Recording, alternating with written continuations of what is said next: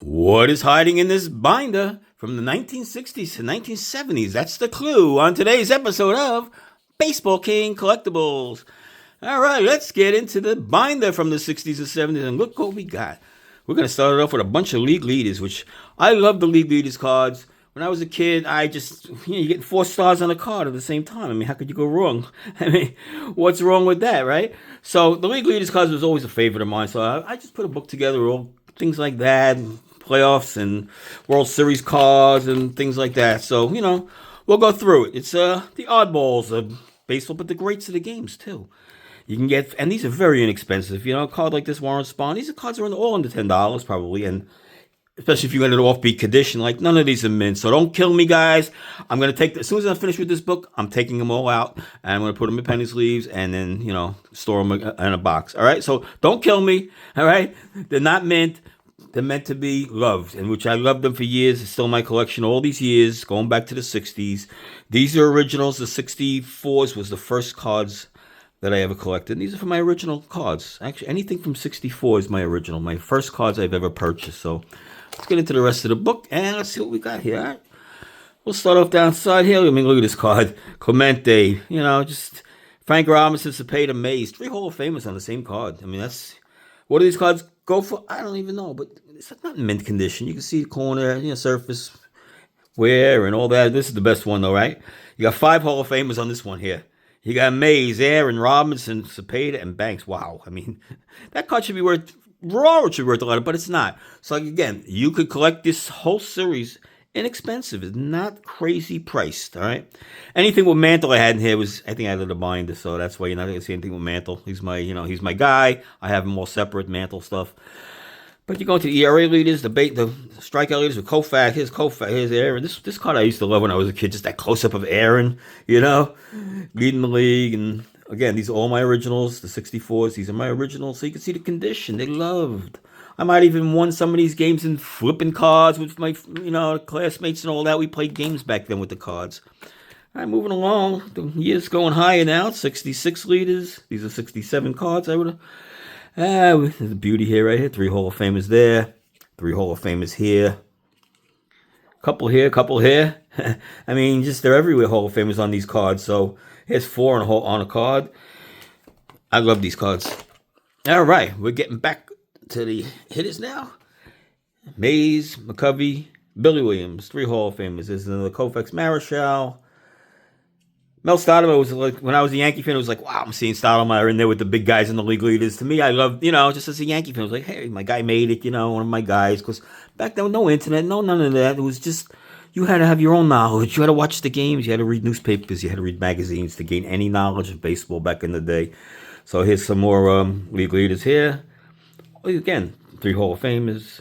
I mean, it just goes on and on. There's another great card here with Aaron, Clemente.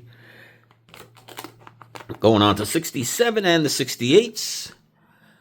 All right. We don't spend forever here, so, we'll move it along a little bit here for you. This card, too, Al Downing was the lead. I love that card. Now, it was only like 204 strikeouts. He led the league, so, now everybody looks for, 200's nothing. You got to strike out 250 to lead the league, 240.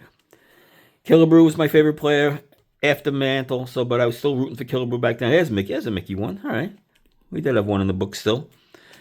All right, let's move on to the next years. I have this in year order from when I started collecting them, which goes back to the 1961 season. I think they first started making them in 61. I don't even think there were legally good cards before that. So that's why I love them. It was something new. Like all Hall of Famers on one card. They're great, Inexpensive, a good way of collecting, superstars. I mean, none of these are gradable condition. I don't think. There could be a couple in here. It might be, but I've never sent a card to PSA. You know what? That $20 I got to send my card. I'd rather buy another card. I send 5 cards into PSA. It's going to cost me $100. I'd rather buy another $100 worth of cards. That's just my theory. That's just me. So I'm not a grader. I don't care about grading. Not my thing at all. So let's keep moving here. In 77, 78s. And they came out with these award cards. I thought that was pretty cool back in the day when they did these award ones. It's something different, just something the Babe Ruth Award, the Most Valuable Player Award. Just a little different, I mean, none of these are worth nothing. I mean, you guys are. I'm not into see values. Doesn't mean nothing. I love the cards. I'm a collector. I'm a hobbyist, not value. I don't care. Oh, this card didn't go up in price over the years. So what? I didn't pay much for it to begin with, right? What was a box of cards? $30 for 36 packs? So there's no money invested in this either. All right, here's a bunch of Ryan highlight cards. Like I said, I liked all the highlight cards and all that. So, nice Aaron.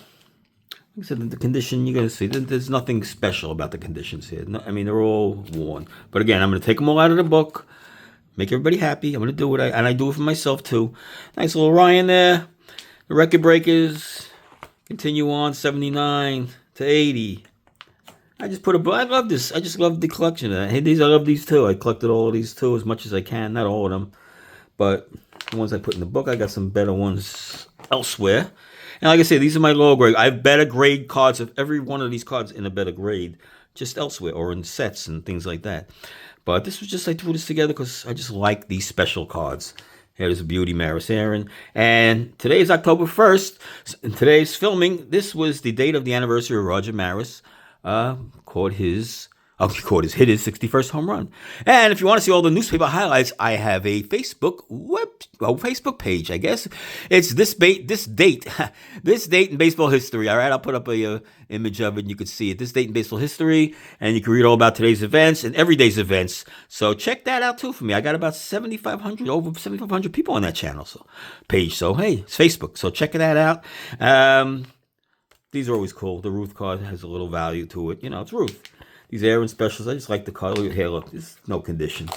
That's what I'm saying. These aren't mint. This is just my hobby, my collection. I love these cards. Let's go back to the playoff cards, which we didn't start having playoffs in the early 70s, right? There were no playoffs before that. A couple empty spots. I must have pulled out some good stuff out of here. And these are super veteran. I thought these were really cool when they came out. It was 83, something like that, 84, whatever. These were cool. I just thought they were, the super vets, Here's some more playoff cards.